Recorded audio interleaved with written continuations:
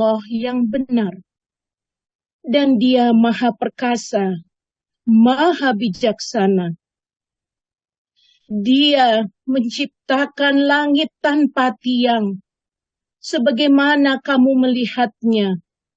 Dan Dia Allah meletakkan gunung-gunung di permukaan bumi, agar bumi tidak menggoyangkan kamu. Dan memperkembangbiakan segala macam jenis makhluk bergerak yang bernyawa di bumi.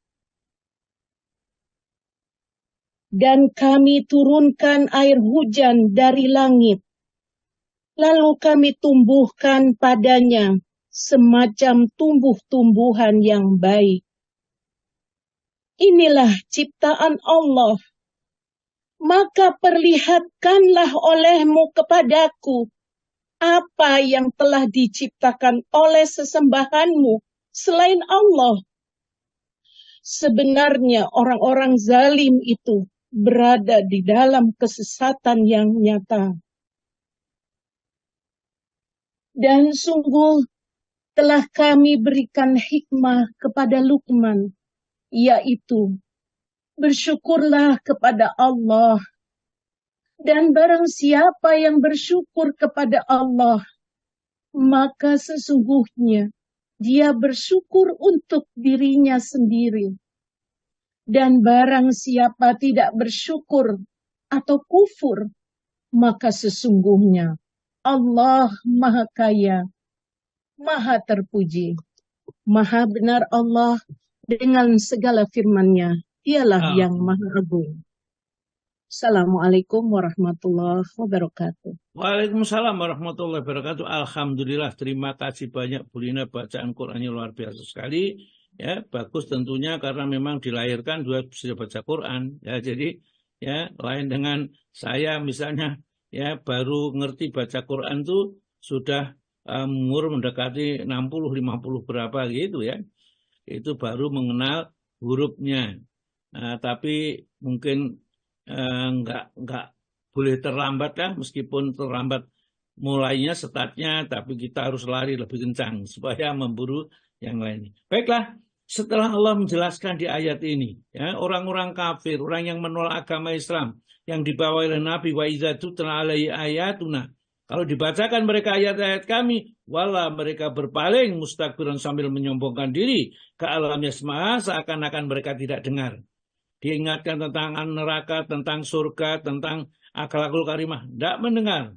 Ya, ka'anna seakan-akan biudunai di dalam kedua telinganya wakron ada sumbatan. Jadi saking tidak mau mendengarkan, seakan-akan telinganya itu tersumbat.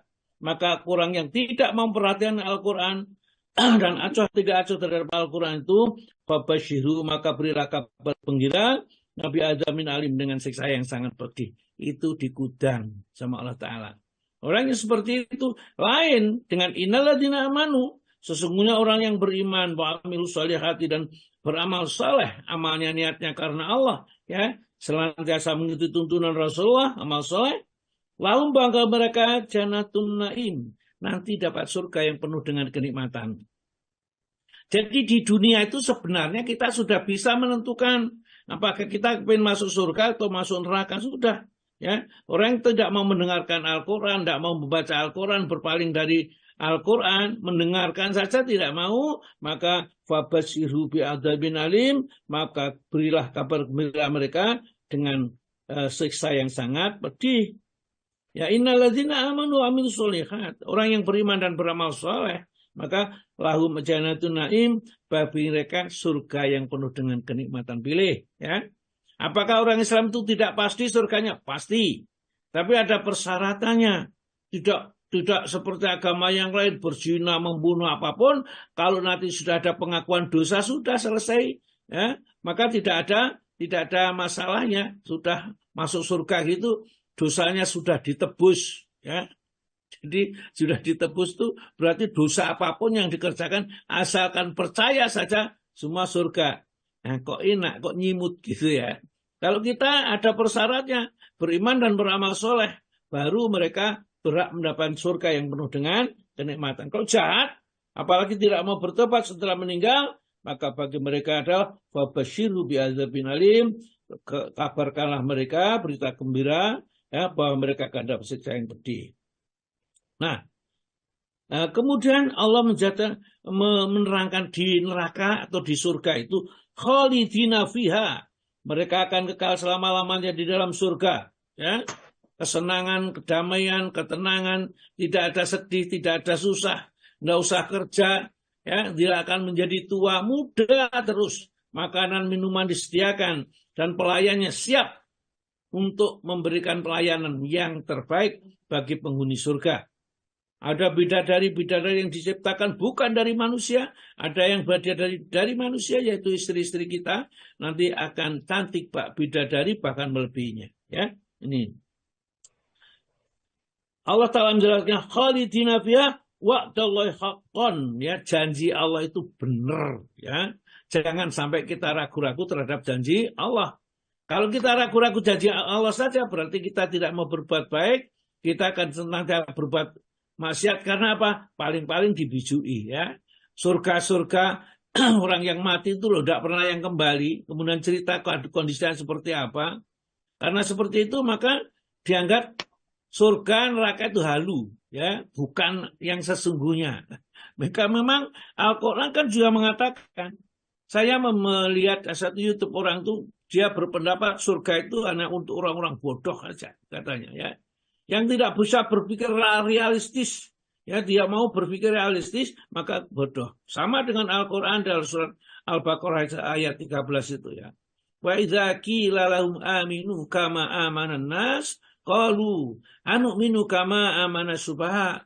Kalau dikatakan kepada mereka sebab beriman seperti imannya para sahabat, mau menginfakkan hartanya, mau berjuang di jalan Allah, ya, kemudian nanti akan disiapkan surga oleh Allah Ta'ala, ya, beliau mengatakan anu'minu kama amana subaha. Apakah lu harus beriman seperti imannya orang bodoh yang mereka tidak bisa menggunakan otaknya ini? Ya, masuk tuh harta kok digunakan untuk memberikan orang lain, cari susah-susah kok diberikan orang lain, kurang bodoh katanya itu.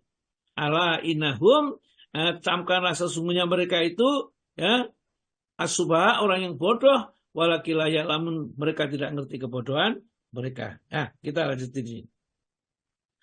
Allah Ta'ala yang menciptakan surga yang kekal di dalamnya sebagai janji yang benar itu wawal azizul hakim, dia sangat maha perkasa, ya.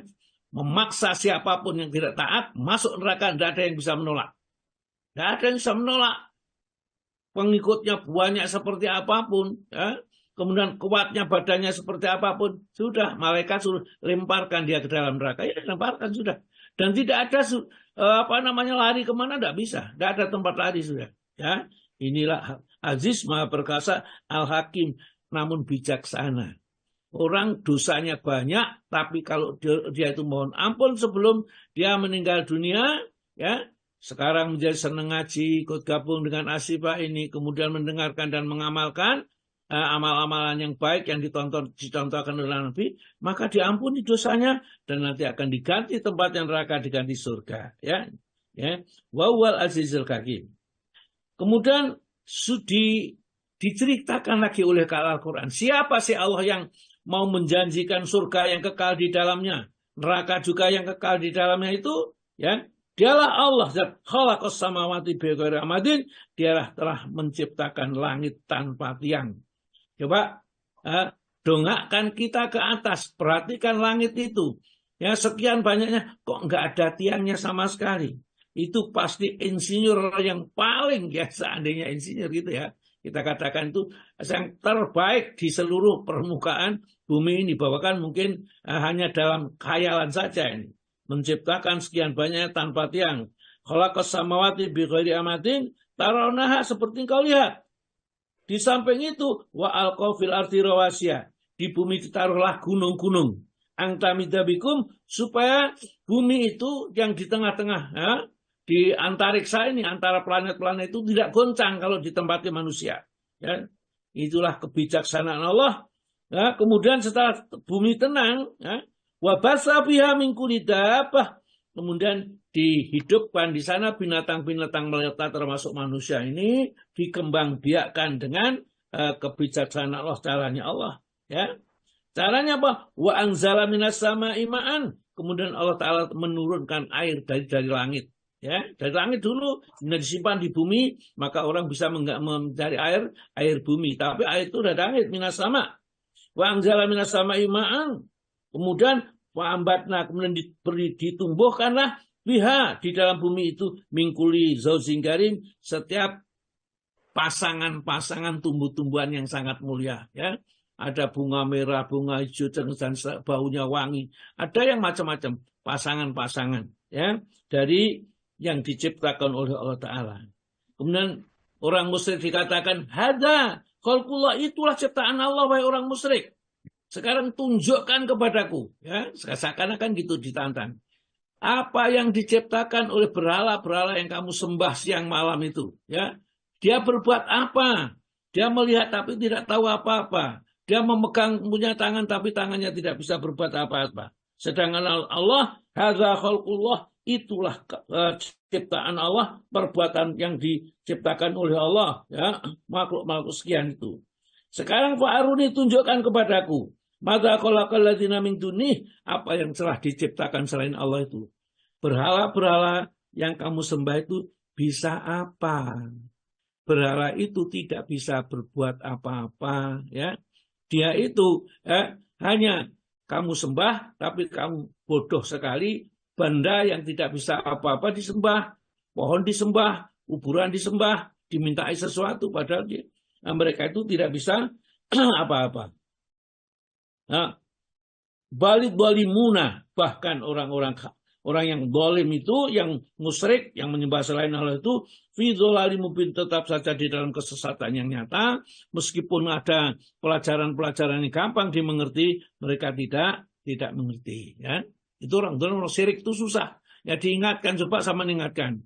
Dan nanti kalau ketemu orang yang setiap tahun atau setiap itu pergi ke lautan, membuang ini, ya, minta kepada Nyi Roro Kidul supaya dikeluarkan ikannya misalnya itu.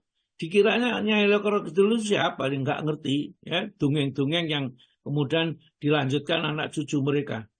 Oleh karena itu, kalau kamu mengikuti kebanyakan dari mereka akan menyesatkan kita dari jalan yang lurus. Kemudian Allah menjelaskan kepada seorang yang sangat arif, yang luar biasa sekali, namanya Luqman. Walaqad, dan sungguh ataina, telah kami berikan Luqmana, kepada Luqman, al-hikmata, hikmah, ya, ilmu pemahaman agama yang dalam. Itu namanya hikmah. Oleh karena itu, siapa yang diberi pemahaman ilmu yang sangat dalam, itu sudah diberi oleh Allah pemberian yang sangat banyak. Pak Tomo, ada? Pak Tomo? Ada. Dari tadi nggak bisa masuk Ustadz, Pak Tomo itu. Munyer terus katanya. Oh gitu ya. Monggo Bu Dwi dibacakan, kalau begitu ya, dibacakan saja ya. Ya Ustadz, halaman 207 ya Ustadz, tadi ya. Hal-hal yang dibolehkan dalam sholat ya.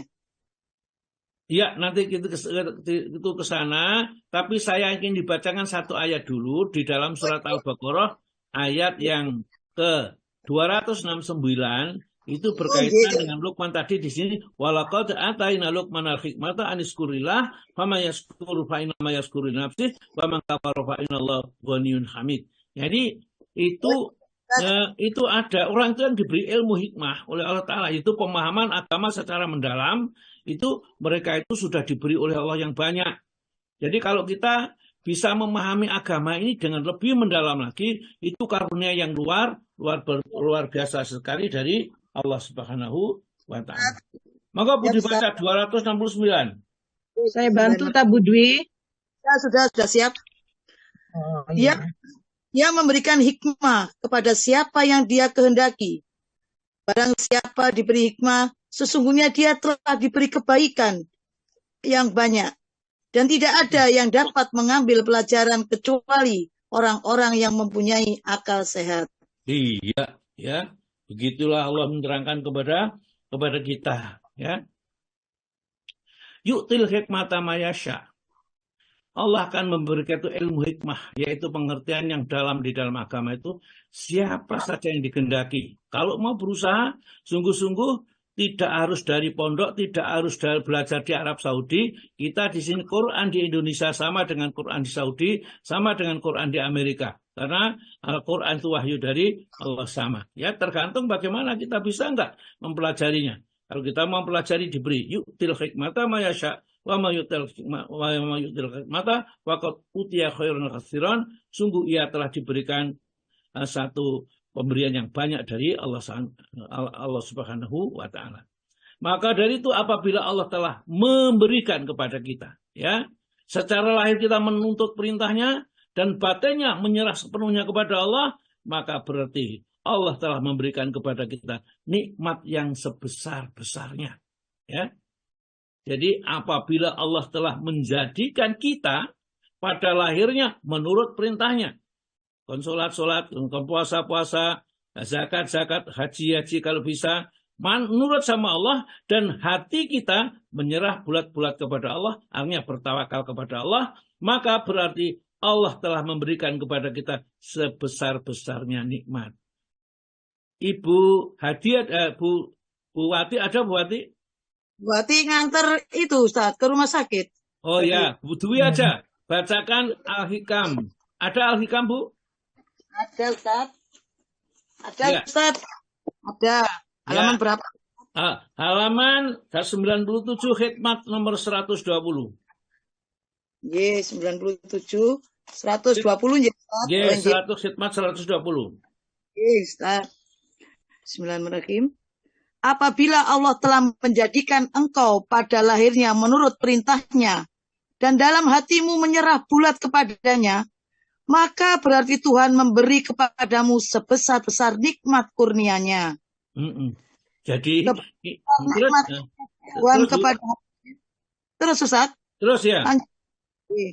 Sebesar-besar nikmat kurnia Tuhan kepada hambanya ialah jika Allah telah memberi taufik hidayat kepada hamba untuk melakukan segala perintah, kemudian ditambah dengan kekuatan menyerah tawakal kepada Allah dalam batinnya. Iya. Coba ya, sebentar ya. Jadi sebesar-besar nikmat karunia Allah kepada hambanya, kalau kita sudah nurut sama Allah Ta'ala, disuruh sholat, disuruh puasa, disuruh haji, pokoknya sudah nurut. Dan hati kita sudah betul-betul bersandar hanya kepada Allah. Enggak sirik, ya, kemudian enggak kufur, enggak munafik, enggak fasik. Itulah tandanya nikmat Allah sudah disempurnakan, diberikan kepada kita. Sehingga kalau kita berdoa kepada Allah juga, kalau toh Allah memberikan kepada apa yang kita minta itu kok nggak segera diberikan, kok lambat sekali, maka kita akan mengoreksi diri kita sendiri. Barangkali saya yang kurang taat. Kenapa saya berdoa ini kok mendal terus doa saya itu? Mestinya ud'uni astajib lakum itu akan diberikan oleh Allah terus. Begitu berdoa diberikan. Tapi kenapa saya berdoa kok tidak diberikan oleh Allah Ta'ala?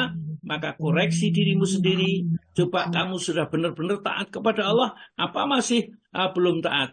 Karena janjinya Allah adalah benar. Coba dibaca hikmat 119 Bu, sebelahnya itu. Oh, Ustaz. Jangan menuntut Tuhan karena terlambatnya permintaan yang telah engkau minta kepada Tuhan. Tapi hendaknya engkau koreksi dirimu. Tuntut dirimu supaya tidak terlambat melaksanakan kewajiban-kewajibanmu terhadap Tuhanmu. Ya, jadi Allah Ta'ala jamin kalau kita doa pasti dikabulkan. Kenapa sih kita itu doa sudah 1 bulan, bahkan mungkin 1 tahun. Kok belum ada tanda-tanda akan dikabulkan? Bahkan susah sekali mencari penghidupan saja rasanya kok susah sekali. Kenapa? Ya? Atau kesusahan menimpa terus-menerus. Kemarin anaknya yang sedang kecelakaan, sekarang istrinya yang mungkin meninggal dunia atau sedang diuji ini. Kok terus tambah bertubi-tubi itu? Ya, padahal saya sudah berdoa ini. Maka secara akhlaknya kepada Allah, ya, jangan menuntut Tuhan. Ya, karena keterlambatan permintaanmu yang telah engkau minta sungguh-sungguh pada Tuhan. Tetapi hendaklah engkau koreksi dirimu. Tuntutlah dirimu supaya tidak terlambat melaksanakan kewajiban-kewajiban terhadap Tuhan. Misalnya sholatnya apakah sudah dikerjakan tepat waktu, pada waktunya di awal waktu berjamaah misalnya, ya?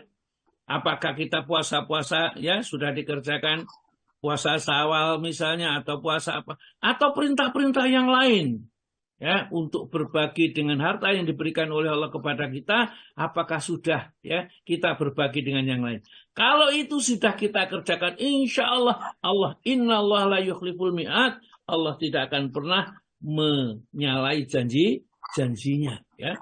Itulah sebabnya maka kita akan mendapatkan kebaikan yang banyak. Baik, kita lanjutkan ke fikih, ya, fikih sunnah saya sabik, ya. Tadi halaman yang ke 207, Bu, ya. Hal-hal yang dibolehkan, monggo, Bu. Ya, Ustaz. Hal yang dibolehkan dalam sholat: menangis, mengadu, atau merintih. Baik timbulnya itu karena sangat takut kepada Allah atau karena sebab-sebab lain, seperti mengadu di waktu ada bencana atau sakit yang menimpahnya, selama hal itu tidak dibuat-buat dan sukar ditahan. Berdasarkan firman Allah Subhanahu wa Ta'ala, apabila dibacakan pada mereka ayat-ayat yang Allah yang Maha Rahman, mereka pun tersungkur sampai sujud dan menangis. Ya, jadi kita sholat misalnya menangis, ya. Apakah menangis karena takutnya kepada Allah, amal kita masih sedikit, sedangkan umur sudah sekian, ya, kok belum bisa khusyuk, ya Allah, saya kok masih punya sifat bagil, ya Allah, mohon ya Allah hilangkan sifat bagil ini, ya Allah, kesombongan saya kok masih ada. Saking dia takutnya kepada Allah sampai meneteskan air mata, dia nangis, ya. Itu diperbolehkan, ya. Atau suami saya nggak pulang-pulang, ya Allah, sudah 1 minggu ini dia, ya Allah, pulangkan dia, ya Allah, dengan kekuasaanmu, ya Allah, datangkan kembali bisa kumpul dengan keluarga, sampai menangis berdoa kepada Allah, boleh, ya. Di dalam surat Maryam ayat 58, ya, ini surat Maryam, idza tutla alaihim ayatur rahman kharru sujada wa bukiya, ya. Apabila dibacakan kepada mereka ayat-ayat Allah yang Maha Pemurah, ya, Rahman ini, mereka pun tersungkur sambil sujud dan menangis. Jadi kalau Abu Bakar Siddiq itu kalau membaca Al-Quran dalam sholat ini, maka dia belum sampai selesai sudah tangisnya itu. Demikian juga Rasulullah. Rasulullah banyak menangis, namun tidak apa-apa kalau kita sholat itu kok menangis, tapi jangan dibuat-buat, ya. Jangan gak nangis dinangis-nangiskan supaya kelihatan jamaah yang lain, waduh ini kusuknya di masjid menangis. Kalau menangis sholat di rumah, jangan ditunjukkan di masjid, ya, sehingga nanti jadi fitnah kalau kita tunjukkan orang banyak ketaatan kita kepada Allah. Terus, Bu, ayat ini berlaku bagi seseorang yang sedang bersolat ataupun lainnya. Diterima dari Abdullah bin Shikhir, katanya, saya melihat Rasulullah SAW bersolat sambil beliau menangis terisak-isak, bagaikan pada dadanya ada bunyi air mendidih di dalam ketel. Masya Allah, ya. Ini, ya, ra'aitu Rasulullah SAW yusalli, aku melihat Rasulullah sedang sholat, ya. Dari sholat itu kan dia nangis terisak-isak, seakan-akan di dalam dirinya kan seperti ada ketel yang sedang dipanaskan mendidih, itu saking suaranya tangisnya ini. Rasulullah menangis. Jadi kalau kita sholat menangis itu tidak masalah. Apakah penyebabnya takut kepada Allah atau yang lain, tidak membatalkan sholat, ya. Ini supaya kita mengerti, jangan sampai kan sholat kok sambil nangis, nanti tidak sah. Ya, kemudian yang berikutnya apa? Dan diterima dari Ali. Diterima dari Ali, katanya, pada waktu perang Badar tidak seorang pun yang mengendarai kuda selain Miqdad bin Aswad. Kemudian saya saksikan pula bahwa pada malam harinya tak seorang pun yang bangun untuk sholat selain Rasulullah SAW. Beliau berada di bawah sebatang pohon dan bersolat sambil menangis sampai pagi hari. Ya, itulah, ya, Rasulullah. Dari perang Badar sebelum meletus, malamnya hari, Rasulullah sholat, lainnya tertidur. Rasulullah sholat mohon kepada Allah. Ya, matanya bercucuran air mata meleleh di kedua pipinya. Ya Allah, kalau ini, ya, pasukan yang sedikit ini, yang mengikuti ini kau hancurkan, kau kalahkan, maka kau tidak akan disembah lagi di muka bumi itu oleh manusia. Karena mereka itu adalah orang-orang yang durhaka. Hanya Rasulullah dengan para sahabat itu saja yang taat. Berkali-kali Rasulullah menyampaikan kepada Allah, sampai selendangnya yang dia berdoa itu, yang ada disampaikan itu, sampai jatuh diambil Abu Bakar. Oleh Abu, sudahlah Rasulullah, kalau Allah sudah mendengar doamu, ya sudah selesai itu. Sebelum perang Badar. Begitu Rasulullah yang kayak begitu, mintanya kepada Allah sungguh-sungguh sampai mencucurkan air mata. Bandingkan dengan kita. Apakah kita juga sudah bisa minta mohon kepada Allah? Ya seperti Rasulullah. Maka dimenangkan oleh Allah Ta'ala 300 melawan 1000 bisa menang. Padahal yang 1000 itu pengalaman perang, panglimanya hebat, pendekar-pendekarnya hebat, ya kan? Perbekalannya cukup dan seterusnya. Sedangkan Nabi dan para sahabat itu tidak niat perang, niatnya itu hanya untuk untuk merampas hartanya Abu Sufyan yang berdagang ya, ke Sam ini. Maka disiapkan hanya 300 orang sekitarnya. Dalam hadis 313 orang. Itu sekira cukup kalau untuk satu kafilah saja. Lah ini satu pasukan di Mekah ini. Ya. Oleh Allah tiba-tiba diadu. Ya. Tidak dengan pasukan Abu Sufyan, karena pasukan Abu Sufyan sudah melingkar. Dia tidak melewati di mana Rasulullah tadi menunggu. Ya. Kemudian Allah Ta'ala berfirman diadu dengan orang musyrik Mekah yang pasukannya membawa seperangkat perang yang sangat canggih itu. Tapi janji Allah akan dimenangkan. Sudah begitu Rasulullah masih berdoa. Jadi malam hari yang lain tidur, Rasulullah berdoa kepada Allah, mohon kepada Allah dengan bercucuran air mata. Ya, maka dari Aisyah mengubu. Dan dari Aisyah radhiyallahu anhu, ketika menceritakan perihal sakitnya Rasulullah SAW yang membawa wafatnya, disampaikannya bahwa beliau bersabda, suruhlah Abu Bakar supaya ia sholat sebagai imam bagi orang banyak. Maka ujar Aisyah, ya Rasulullah, Abu Bakar adalah seorang yang lemah hati dan di waktu membaca Al-Quran sering menangis, kata Aisyah. Sebenarnya saya mengatakan demikian ialah karena saya khawatir kalau orang banyak akan menjauhinya nanti. Sebab ia akan menjadi orang pertama yang akan menduduki tempat Rasulullah SAW. Tetapi beliau tetap menitahkan, suruhlah Abu Bakar supaya menjadi imam bagi orang banyak. Saya ulangi ucapanku di atas, tapi beliau tetap bersikeras. Suruhlah Abu Bakar sholat sebagai imam bagi orang banyak. Dan sebenarnya saya tahu bahwa kaum wanita sama saja halnya dengan istri Yusuf. Ya, jadi maksudnya di situ ada Bu footnote-nya dibaca itu Bu. Oh iya, maksudnya bahwa Aisyah sama halnya dengan istri Nabi Yusuf yang melahirkan hal yang bertentangan dengan batinnya. Maka jika istri Yusuf memanggil perempuan-perempuan yang lahirnya buat menjamu mereka, padahal tujuan sebenarnya ialah untuk memperlihatkan keindahan tubuh Yusuf agar mereka tiada menyalahkannya lagi bila ia sampai jatuh cinta kepadanya. Demikianlah pula halnya Aisyah. Pada lahirnya ia menolak Abu Bakar diangkat sebagai imam karena khawatir kalau makmum tak akan dapat mendengar bacaannya karena bunyi tangisnya. Padahal maksudnya yang sebenarnya agar orang-orang tiada menjauhi dan membencinya. Ya, sebenarnya Siti Aisyah itu senang kalau bapaknya itu dijadikan imam. Karena itu berarti suatu pertanda bahwa dialah yang akan menggantikan Rasulullah tatkala Rasulullah dipanggil oleh Allah Subhanahu wa taala. Namun secara doya Siti Aisyah mengatakan jangan Abu Bakar. Jadi memang orang Arab itu memanggil bapaknya itu namanya ya, jangan di Abu Bakar begitu.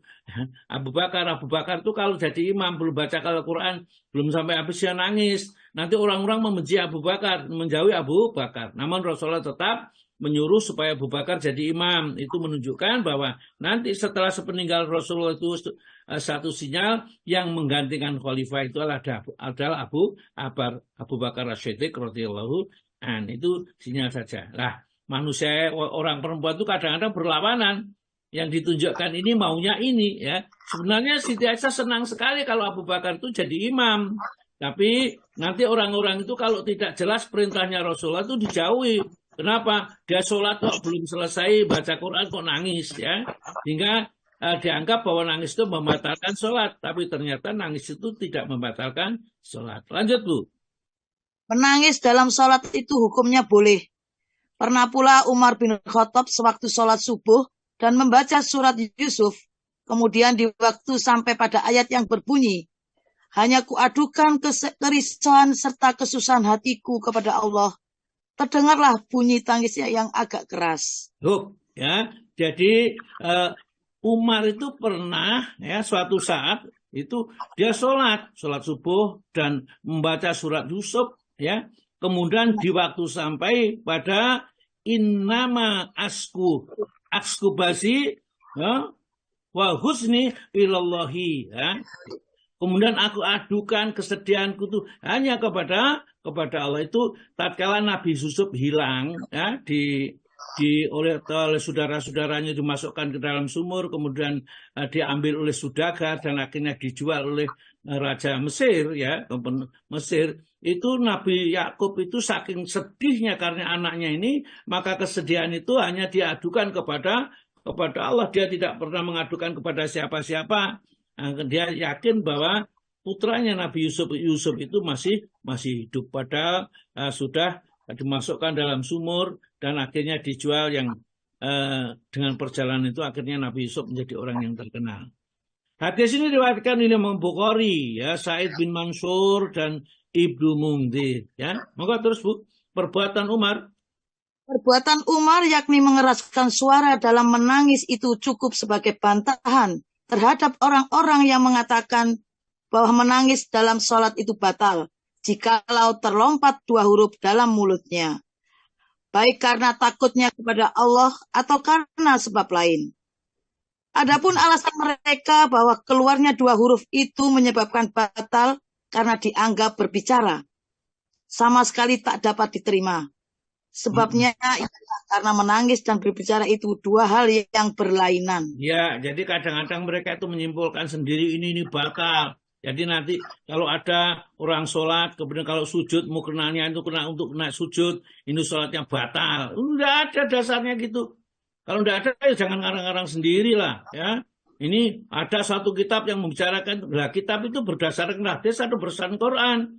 Kalau hanya pendapatnya ulama sendiri, semua orang bisa berpendapat. Ya, pendapatnya seorang bukan agama. Yang agama itu dasarnya adalah Al-Quran dan hadis.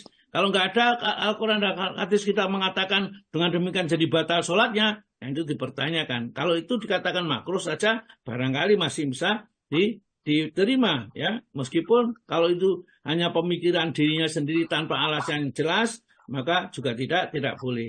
Ya, terus nanti kita akan sampai pada yang disebutkan beberapa orang, ya katanya kalau sampai serbannya itu kena untuk sujud atau orang sujud pakai mukena, ya mukenanya itu ngembrek itu kemudian menutup sujudnya, kita sujud katanya nggak sah sholatnya, harus mengulang sholatnya, tidak benar, ya itu seperti itu tidak benar.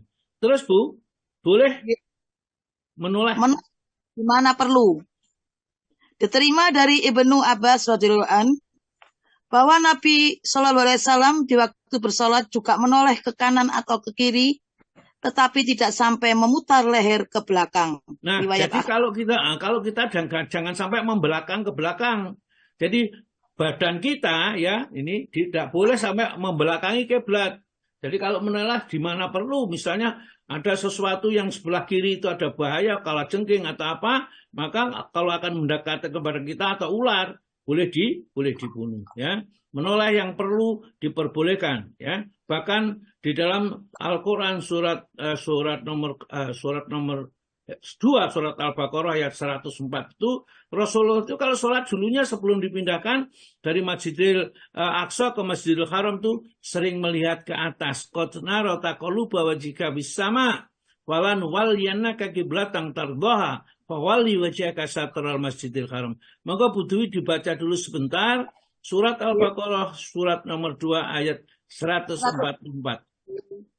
Wahai beriman, janganlah kamu katakan ro'ina, tetapi katakan 144 bukan itu. Dan hendaklah.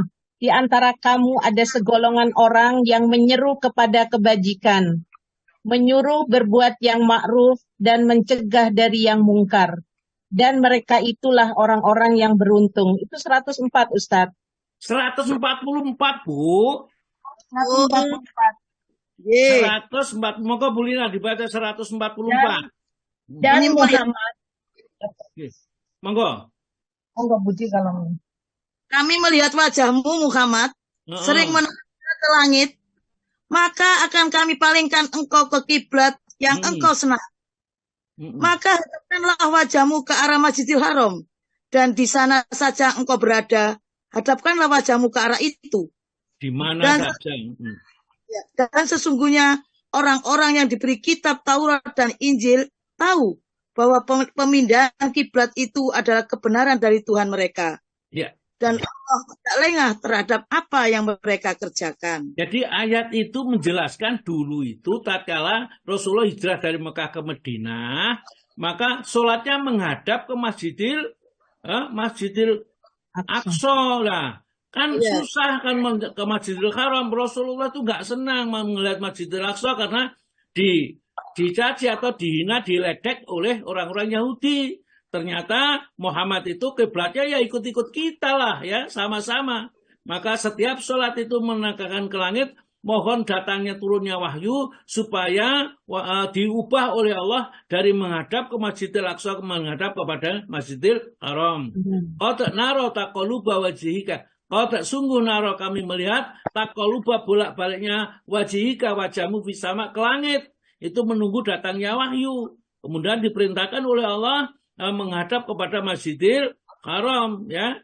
Akhirnya menghadap Masjidil Haram ini orang-orang Yahudi itu mengatakan saya kulus subha'u ya, itu ayat 142 surat Al-Baqarah itu nanti akan berkata orang-orang bodoh itu ya, kenapa mereka berpaling dari kiblat yang sudah kita tentukan ya, kok dia menghadap kepada Masjidil Haram, karena itu memang diminta ya oleh Nabi, mohon supaya dipindahkan Masjidil Haram, akhirnya pindah kiblat itu ke Masjidil Haram ya, tidak lagi ke Masjidil Aqsa. Dulu pernah satu setengah tahun atau 16 bulan paling tidak Rasulullah menghadap kepada Masjidil Aqsa sholatnya ya. Kemudian perpindahan kiblat seperti itu orang Yahudi mestinya ngerti ya, ini Nabi yang betulan. Di dalam kitabnya itu nanti Nabi yang diutus akhir zaman itu akan berpindah kiblatnya itu dari Masjidil Aqsa ke Masjidil Haram. Namun mereka tetap menolak ya. Kita lanjutkan. Pak Sutomo sudah masuk. Pak Sutomo sudah masuk. Oh, sudah masuk Pak Sutomo. Lanjutkan hadis berikutnya. Lanjut aja Budwi, saya juga nyari materinya. Ini bikin. Iya. Saya lanjutkan. Yes, siap. Gak apa-apa. Saya pendengar saja. Ini masih nyari. Langsung lanjut ya Ustaz. Abu Daud juga meriwayatkan, itu ya Ustaz. Bahwa Nabi SAW ketika sholat menoleh ke arah jalan di kaki bukit. Kata Abu Daud, beliau mengirim seorang berkuda ke sebuah bukit di waktu malam untuk mengadakan penjagaan. Dan Anas bin Sirin katanya, saya melihat Anas bin Malik mengarahkan pandangannya kepada suatu benda dan melihatnya padahal ia sedang bersolat. Jadi kesimpulannya menoleh atau ke arah tertentu itu diperbolehkan kalau memang diperlukan. Tapi kalau tidak ada perlu noleh-noleh itu tidak boleh. Jadi minimal makruh hukumnya ya, sholatnya ya tidak batal tapi makruh. Hanya saja, monggo Bu. Hanya saja kalau menoleh itu tanpa sesuatu kepentingan, maka hukumnya adalah makruh tanzi, yakni semata makruh tanpa haram karena menghalangi kekhusukan dan perhatian penuh dalam menghadap Allah. Terus? Dari Aisyah berkatanya, saya menanyakan kepada Rasulullah SAW perihal menoleh dalam sholat, maka ujar beliau, itu adalah suatu sambaran kilat yang dilakukan setan terhadap sholatnya hamba. Iya, jadi dipalingkan orang itu noleh. Tapi sebenarnya kalau nggak ada perlunya jangan toleh-toleh. Ya, meskipun ini sebelah ini, nggak duit wakil lah, kresek-kresek ya misalnya, atau nggak jajan ini, hati nggak boleh menoleh ya. Nanti konsentrasikan khusyuk sholat hanya menghadap kepada Allah. Namun seperti itu noleh sedikit aja, asalkan tidak membengkokkan atau membelokkan dadanya itu melewati Ka'bah ya boleh. Maka kalau kita Assalamualaikum warahmatullah, ini dada ini tidak boleh sampai nolehnya ke sebelah kiri, itu sampai menoleh sana, sampai seluruh badan. Ya cuman ya yang boleh hanya menoleh dengan kepalanya saja, ditolehkan sebelah kanan atau sebelah kiri. Terus, monggo Bu. Dari Abu Darda radhiyallahu an dalam sebuah hadis marfu, yakni yang sampai kepada dan bersumber dari Nabi Sallallahu Alaihi Wasallam, beliau bersabda, wahai umat manusia, jangan sekali-kali kamu menoleh, sebab tidak sempurna sholat seseorang itu apabila ia menoleh. Kalaupun tak dapat meninggalkannya di waktu sholat sunat, maka janganlah sampai melakukannya di waktu sholat fardu. Riwayat Ahmad. Jadi khususnya ya kalau noleh sholat sunnah itu masih tidak apa. Kalau sholat fardu ya jangan toleh-toleh noleh. Karena dengan noleh itu kan tidak lagi menghadap kepada Allah dengan sungguh-sungguh. Namun di sini tidak membatalkan sholat. Hanya kalau tidak ada perlunya makruh tanjih namanya. Terus Bu. Dan dari Anas bahwa Rasulullah SAW mengatakan kepadanya, janganlah sekali-sekali engkau menoleh dalam sholat, karena menoleh dalam sholat itu membawa kerusakan. Seandainya tak dapat menghindarkannya, maka hendaklah dalam sholat sunat saja, dan jangan dilakukan dalam sholat fardu. Riwayat. Betul. Nah, terus hampir sama juga dalam hadis Haris Al-As'ari tersebut bahwa Nabi Shallallahu Alaihi Wasallam bersabda, sesungguhnya Allah memerintahkan kepada Yahya bin Zakaria supaya olehnya dilakukan 5 perkara. Begitupun kepada Bani Israel supaya mereka juga melakukannya. Di antaranya ialah bahwa Allah memerintahkan kepadamu semua agar bersolat, dan di waktu bersolat itu supaya tiada memalingkan muka. Sebab Allah tetap menghadapkan wajahnya kepada wajah-wajahnya, sementara sholat selama ia tidak memaling-malingkan muka.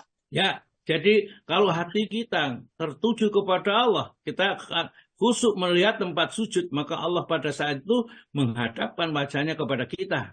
Tapi kalau kita sudah berpaling hati kita ke sana kemari, ya, sehingga sholat tidak lagi khusyuk, maka Allah sudah tidak memandang lagi kepada kita, memalingkan wajahnya dari kita.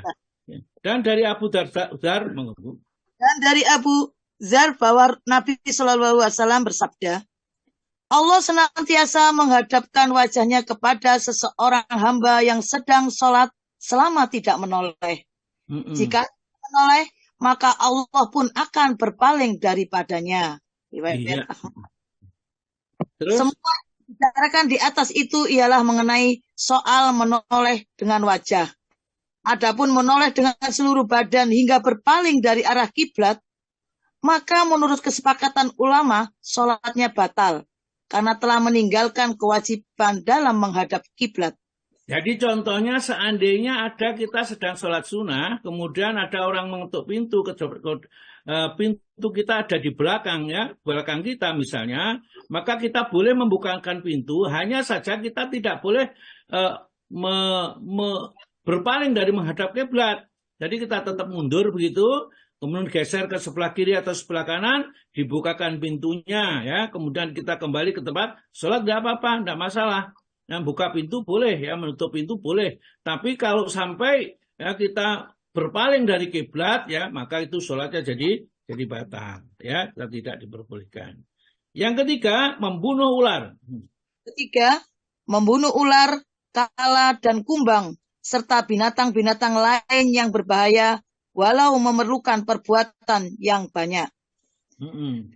Dari Abu Hurairah radhiyallahu anhu bahwa Nabi Shallallahu Alaihi Wasallam bersabda, bunuhlah dalam sholat 2 binatang hitam, yakni ular dan kala. Nah, jadi kita boleh membunuh ya, meskipun gerakannya lebih dari 3 kali tidak masalah dan sholat kita tidak batal.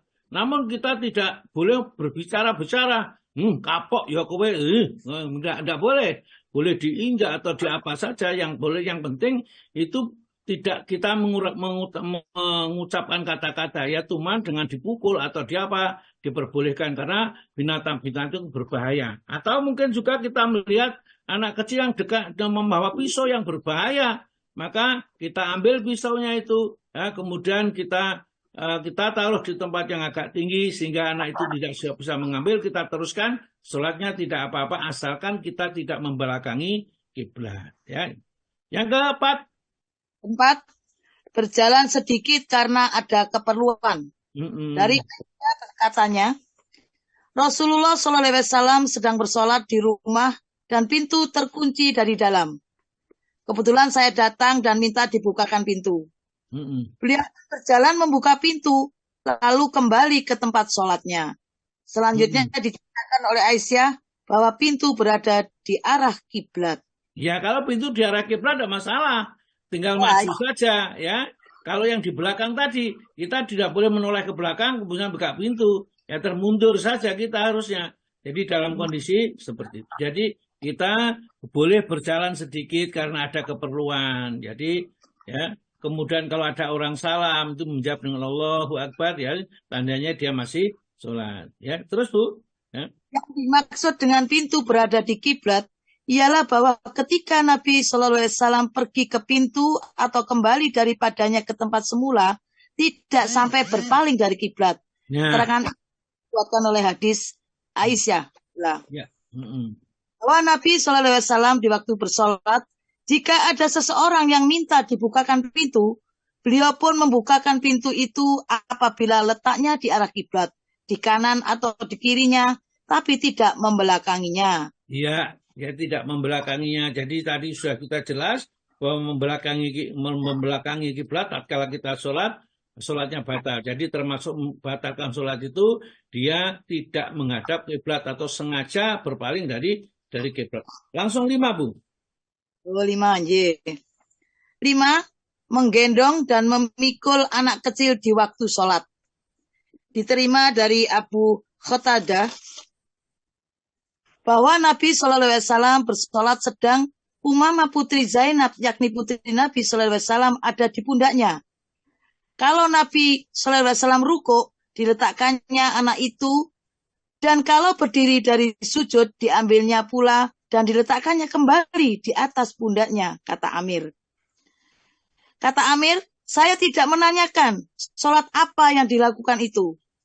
Sebaliknya Ibnu Jurayj berkata, saya diberitahu oleh Zaid bin Abu Itab dari Umar bin Sulaim bahwa itu adalah sholat subuh.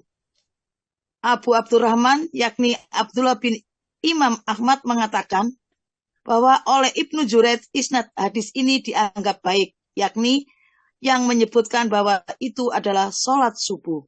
Ya, jadi ya tentunya tidak sholat subuh, seluruh sholat itu kalau kita mungkin membawa anak kecil, bayi yang sudah tidak terlalu kecil sekali, ya sudah bisa duduk, sudah bisa jalan kecil-kecil gitu, maka tatkala kita sholat boleh kita gendong anak itu, kita gendong, kemudian kita takbir sambil menggendong, tidak masalah. Kemudian tatkala kita rukuk, anak itu kita taruh sebelahnya atau kita taruh di depannya, kemudian kita rukuk, ya, kemudian kita sujud dan seterusnya. Kemudian kalau berdiri lagi, anak itu diambil digendong lagi.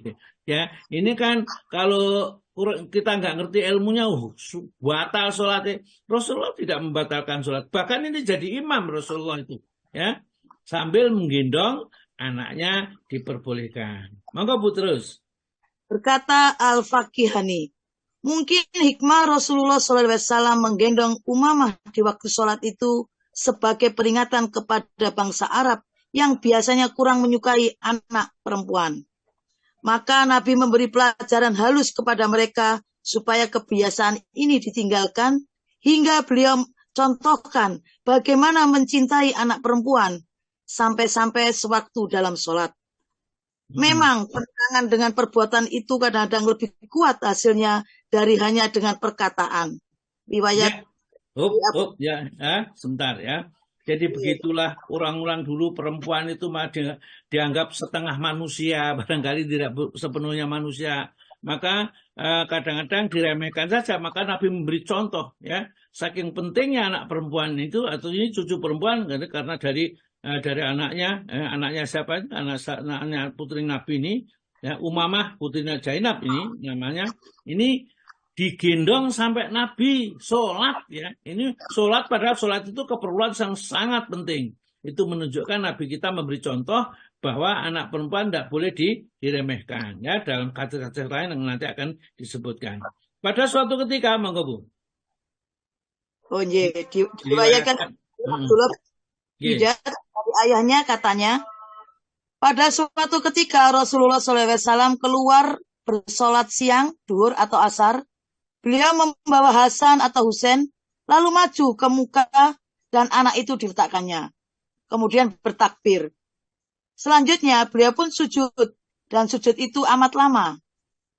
Kuangkat kepalaku, kiranya kulihat anak itu berada di atas punggung Rasulullah SAW. Maka saya pun kembali sujud. Setelah selesai sholat, orang-orang sama mengatakan, ya Rasulullah, tadi lama sekali Anda sujud, hingga kami kira telah terjadi sesuatu, atau ada waktu wahyu turun, ujar beliau. Semua itu tidak terjadi, hanya cucuku ini mengendarai punggungku, dan saya tak ingin memutuskannya dengan segera sampai ia merasa puas. Masya Allah, ya, seperti itulah Nabi. Ada cucunya minta gendong itu, ya, digendong dalam sholat itu, didukung dia sholat. Sementara sholat dia sholat, nah itu dibiarkan saja. Enggak kemudian dimarah-marahi gitu, enggak, ya, seperti itu. Jadi, sahabat itu sampai sujud, diangkat lagi. Ya kok belum diangkat, Rasulullah sujud lagi. Ternyata disebabkan adalah karena cucunya tadi Hasan atau Husain itu sedang naik ada pada kakeknya itu yang sedang sholat, ya, dinaiki terus, ya, kan anak kecil nggak ngerti, ya. Ini diberi kesempatan sampai dia puas, baru setelah itu dia duduk tasahud. Masya Allah, ya, kalau kita lihat agama itu tidak begitu menyulitkan kita dan mudah sekali. Jadi ibu-ibu dan bapak-bapak itu bisa mempraktekkan juga, tidak apa-apa. Orang-orang menganggap, oh, sholat kok gendong putu, gendong anak, tidak apa-apa ternyata, dan tidak batal sholatnya. Ya. Berkata Nawawi, hadis ini menjadi alasan bagi mazhab Syafi'i dan yang sependapat dengannya, bahwa memang boleh saja membawa anak, biar lelaki atau perempuan, begitupun lainnya seperti binatang yang suci, di dalam sholat fardu atau sunat, baik bagi imam maupun makmum. Tetapi ulama Maliki mengatakan bahwa itu hanya dibolehkan dalam sholat sunat saja, tidak dalam yang fardu. Hanya pendapat ini tidak dapat diterima, sebab jelas bahwa dengan katanya bahwa Rasulullah SAW memimpin orang banyak sebagai imam, peristiwa itu adalah dalam sholat fardu. Apalagi telah dinyatakan pula bahwa sholat itu adalah sholat subuh. Lah, ya sholat fardu. Jadi memang pendapat itu, Bu, pendapat itu memang banyak. Boleh-boleh saja, namanya pendapat. Tapi apakah harus diikuti pendapat itu, harus tidak? Ya, kita lihat apakah ada dasarnya. Yang jelas dasarnya itu Rasulullah menggendong anaknya itu dalam mengimami sholat subuh. Ya, oleh karena itulah tidak bisa dia katakan hanya dalam sholat sunnah saja. Boleh Imam Malik berbeda dengan Imam Syafi'i. Tetapi dalam hal ini yang lebih sahih adalah pendapatnya Imam Syafi'i. Imam Malik pendapatnya agak lemah. Tapi mau mengikuti juga tidak masalah. Karena menurut Imam Malik kalau itu gendong itu hanya untuk sholat sunnah. Sholat fardu tidak boleh. Ya, pendapat itu bukan agama. Ya. Terus saja yang keenam, Bu. Ya, yang keenam, Ustaz. 6. Menyampaikan salam kepada seseorang yang sedang bersolat. Boleh memberi salam kepada orang yang sedang bersolat dan mengajaknya berbicara, sedang orang yang sedang bersolat itu boleh pula menjawab dengan isyarat terhadap orang yang memberi salam atau mengajaknya berbicara itu. Berdasarkan hadis dari Jabir bin Abdullah katanya, saya diperintah oleh Rasulullah SAW agar datang karena waktu itu beliau hendak pergi mendapatkan Banil Mustalik. Kebetulan saya tiba sewaktu beliau sedang bersolat di atas. Saya pun berbicara kepadanya, maka beliau memberi isyarat tangan seperti ini. Saya berbicara lagi dan beliau memberi syarat pada dengan tangannya, sedangkan bacaan sholat beliau saya dengar sendiri sampai beliau menganggukkan kepala. Setelah selesai, maka tanya beliau, bagaimana halnya tugas yang telah saya berikan kepadamu buat diselesaikan itu? Sebenarnya tak ada tangannya saya membalas ucapan itu. Hanya waktu itu saya sedang bersolat. Oh, Nah, memberi. jadi kita berbicara omong-omongan lah katakan itu. Kalau memang diperlukan, diperbolehkan. Umpamanya suatu saat ya, ibu salah satu misalnya Budwi misalnya ditanya suaminya di mana kuncinya tadi.